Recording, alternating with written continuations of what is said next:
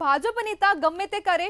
સાચી વાત છે। થોડા દિવસ પહેલા અમદાવાદ નારણપુરા શાસ્ત્રીનગર પાસે આવેલા મ્યુનિસિપલ કોર્પોરેશનના શૌચાલયને ભાજપ યુવા મોરચાના કાર્યકર્તા દ્વારા તોડી પાડવામાં આવ્યું હતું।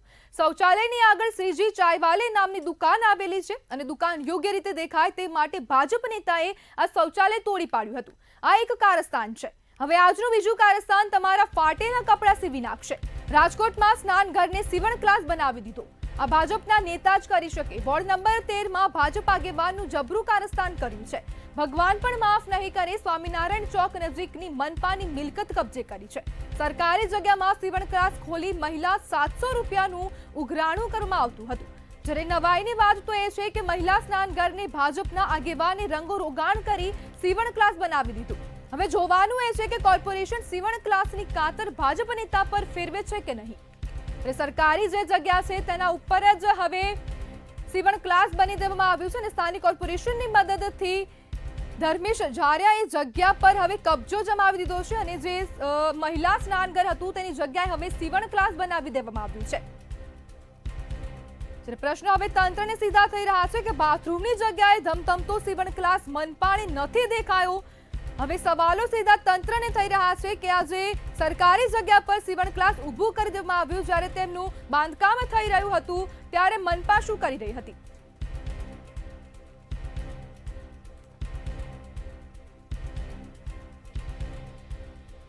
આપણી સાથે કોંગ્રેસ નેતા જાગૃતિબેન ડાંગર જોડાઈ ગયા છે। આ તો હદ થઈ। સ્નાનઘર હવે સીવણ ક્લાસ બની ગયું, શું કહેશો?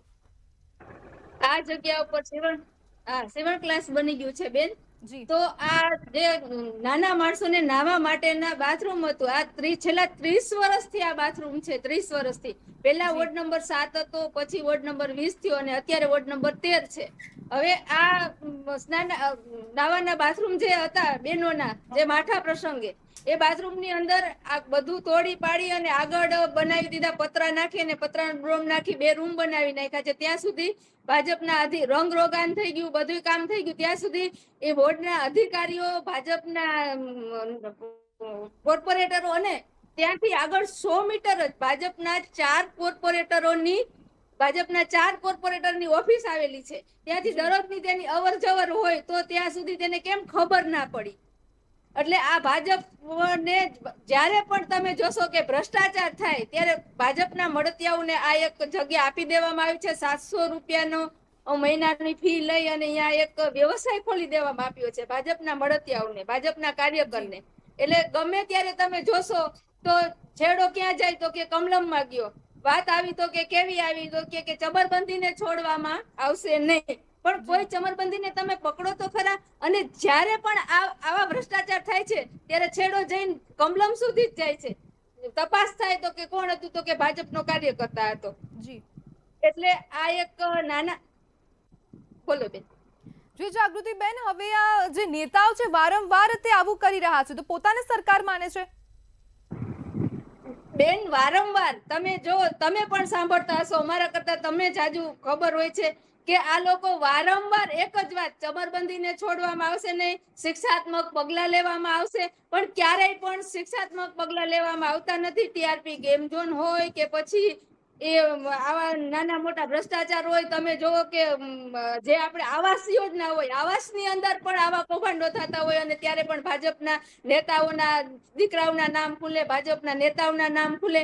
પણ 5 દિવસ ખાલી વાતું થાય કે આપણે ચમરબંધીને છોડશું નહીં, શિક્ષાત્મક પગલા લેશું, પણ ક્યારેય પણ કોઈ આવા પગલા લેવામાં આવતા નથી અને માત્ર ને માત્ર વાતો કરી અને હવે પબ્લિકને હેરાન કરવામાં આવે છે, બાકીનું કઈ છે નહીં। જી જાગૃતિબેન, વિપક્ષ તરીકે તમે શું કરી રહ્યા છો?